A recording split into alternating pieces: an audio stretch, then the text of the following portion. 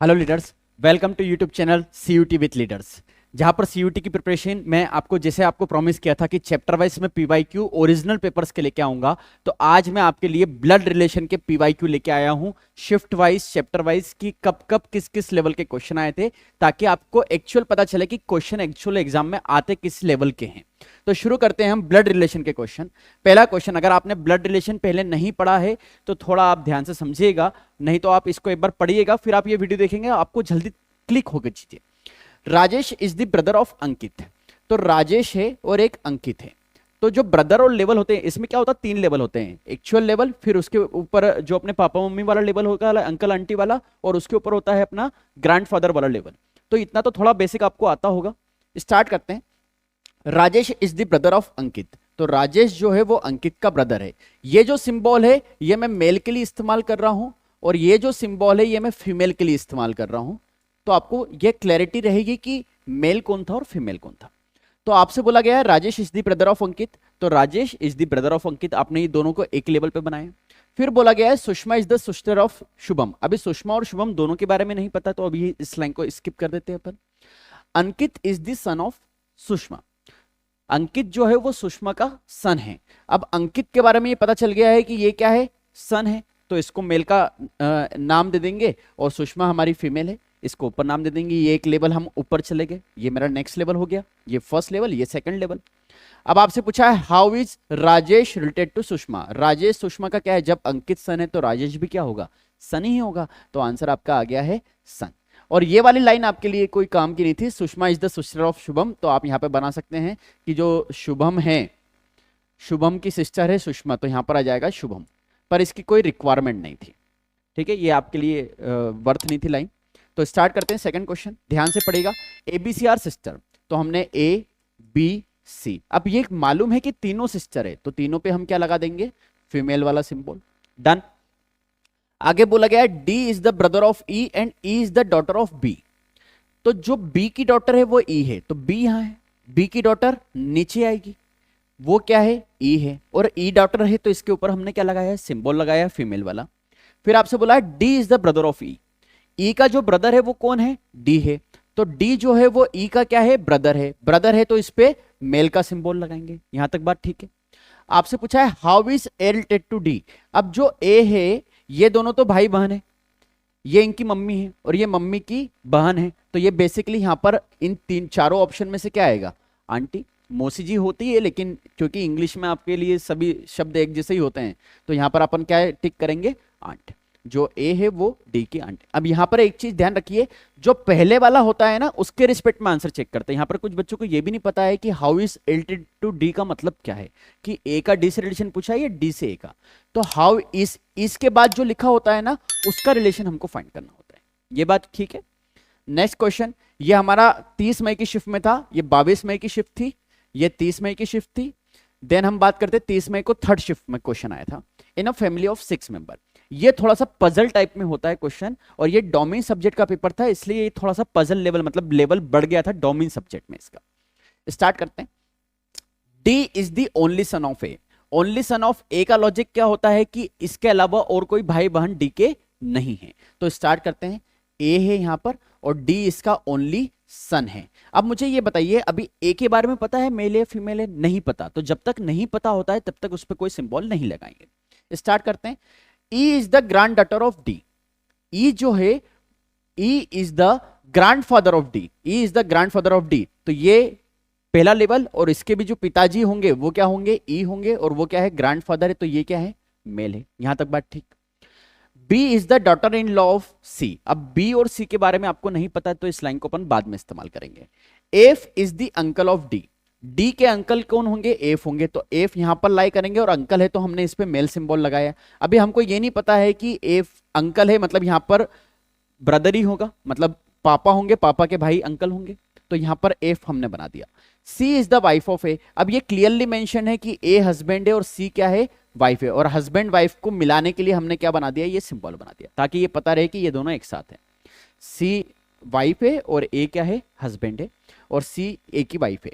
अब यहां पर इस लाइन पे आते हैं, जो हमारी लाइन छूट गई थी, कि B is the daughter in law of C. Daughter in law क्या होती है, बेटे की वाइफ, तो डॉटर इन लॉ तो B is the daughter in law of C. अब सी की डॉटर इन लॉ क्या होगी, सी का बेटा तो हुआ डी, तो डी की जो वाइफ होगी वो कौन होगी, बी होगी।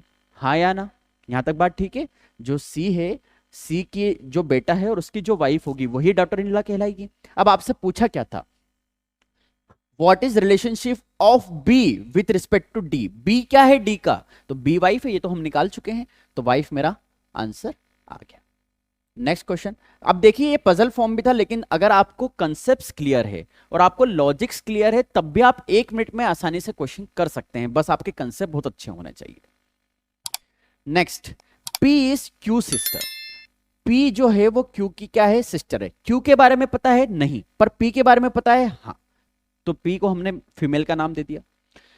R इज Q's मदर, जो Q की मम्मी है वो है R, मदर है तो इसलिए फीमेल का सिंबल। नेक्स्ट लेवल पे हम चले गए हैं, यहां पर Q है और यहां पर R है, ये लेवल चेंज हो गया है हमारा। आगे बात करते हैं। S इज R's फादर, जो R के पिता हैं वो है S, यहां पे मैंने बना दिया S। फिर आपसे बोला T इज S मदर, जो S की मम्मी है वो है T, ये भी हमने बना दिया। ओके, अब आपसे क्या पूछा है, how is P related to S, जो P है वो S से कैसे रिलेशन है, तो S की क्या है, पोती है, ग्रांड डॉटर, तो ग्रांड डॉटर हमारा ये ऑप्शन आ गया। ये वाले जो होते हैं पॉइंटिंग फॉर्म के क्वेश्चन होते हैं और ये काफी कंफ्यूजिंग होते हैं। अगर आपके कंसेप्ट क्लियर नहीं है तो इस तरह के क्वेश्चन में आपको हमेशा दिक्कत आती है। और ये क्वेश्चन आप देखिए नॉर्मल वाले जनरल टेस्ट में नहीं है, ये जब जनरल टेस्ट का पेपर डोमेन सब्जेक्ट के साथ हुआ था 8 जून वाली शिफ्ट में या दूसरी शिफ्ट में भी, तो डोमेन सब्जेक्ट वाले में आया था। मतलब जब आप डोमेन सब्जेक्ट के साथ जनरल टेस्ट देंगे तो लेवल बढ़ेगा, इसलिए आपको हमेशा बेसिक से एडवांस लेवल तक ही प्रिपेयर करके एग्जाम में जाना है, सिर्फ बेसिक मत करना। स्टार्ट करते हैं। श्याम सेठ जो कहता है ना, उसके रिस्पेक्ट में सोचना शुरू करेंगे अपन कि मैं श्याम हूं, अब मैं बता रहा हूं, तो मैं क्या बता रहा हूं, दीपक की mummy, Deepak mother is the, अब दीपक मदर कौन है, is the mother of my father's wife.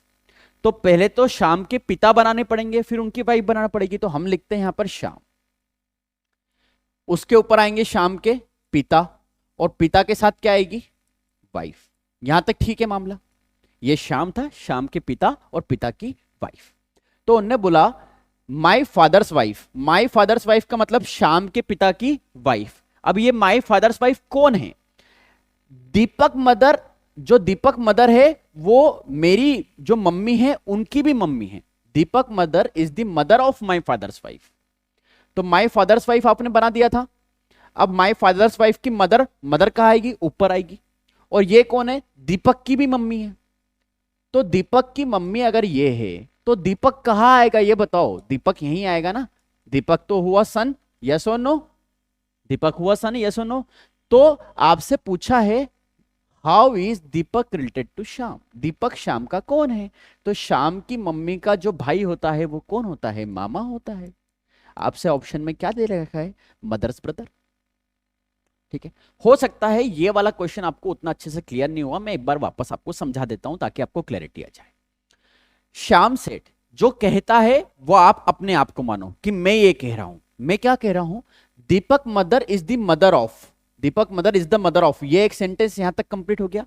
My father's wife, तो पहले तो मेरी मम्मी, मेरे फादर्स वाइफ मतलब मेरी मम्मी बनाना पड़ेगी, तो श्याम फादर वाइफ, पहले मैंने इतना पोर्शन बनाया, लास्ट से बना दिया। उसके बाद ये क्या बोल रहा था, ये जो माय फादर्स वाइफ है ये कौन है, mother of, Deepak mother is the mother of my father's wife, my father's wife की कौन है, मदर है, जो दीपक की भी मम्मी है। तो मेरी माय वाइफ मम्मी मतलब माय फादर्स वाइफ मतलब मम्मी, तो मम्मी की मैंने मम्मी बनाई, और उन्होंने बोला है ये जो है वो दीपक की भी मम्मी है। अब दीपक की मम्मी, तो दीपक तो यही लाइक करेगा, और कोई ऑप्शन है क्या, क्योंकि इसके नीचे तो यही लेवल होता है, तो ये दोनों क्या हुआ है, भाई बहन हुआ है। क्लियर, ठीक है, तो ये है मामा। ये वाला टॉपिक आपको समझने के लिए थोड़ा डेप्थ में मुझसे पढ़ना पड़ेगा, तो आपको ये क्लैरिटी आ जाएगी। इसकी हमने काफी प्रैक्टिस की थी जब हमने सीयूटी की प्रिपरेशन की थी। ठीक है, और 2 ही शिफ्ट ऐसी थी जिसमें ये क्वेश्चन नहीं आया था, सिर्फ 21वीं वाली शिफ्ट में नहीं आया था, बाकी सारी शिफ्ट में ब्लड रिलेशन आया था। तो आपसे उम्मीद है कि आप, ब्लड रिलेशन एक ऐसा टॉपिक है जो मिनिमम एक क्वेश्चन आएगा, एक क्वेश्चन मतलब +5 मार्क्स, और आपने देखा है कि अगर आपके कंसेप्ट क्लियर है तो क्वेश्चन बहुत आसानी से बन रहे, कोई कॉम्प्लेक्सिटी नहीं थी क्वेश्चन में। ठीक है, तो अगर आपको ये वीडियो पसंद आया है तो लाइक करिए, शेयर करिए, सारे फ्रेंड्स तक पहुंचाइए जो सीयूटी की प्रिपरेशन कर रहे हैं, क्योंकि ये पीवाईक्यू सीरीज में आपके लिए लाया हूं एक्चुअल पेपर की, तो इससे आपको पता चलेगा लेवल क्या है और कैसे प्रिपरेशन करना है। ठीक है, और अगर आप सीयूटी 24 के लिए आप प्रिपेयर करना चाहते हैं तो ऑनलाइन प्लस ऑफलाइन दोनों बैचेस अवेलेबल है। और ये जो सीरीज है ये पीवाईक्यू सीरीज यूजी लेवल की है, 12th लेवल के बच्चों के लिए। ये 12th लेवल के पेपर मैं आपको सॉल्व करा रहा हूं। ठीक है, तो आप अगर कोई भी इंक्वायरी आप करना चाहते हैं तो मुझसे कनेक्ट हो सकते हैं और अपनी प्रिपरेशन बहुत अच्छे से करिए और इस बार ऑल इंडिया रैंक जनरेट करिए। All the best, thank you so much.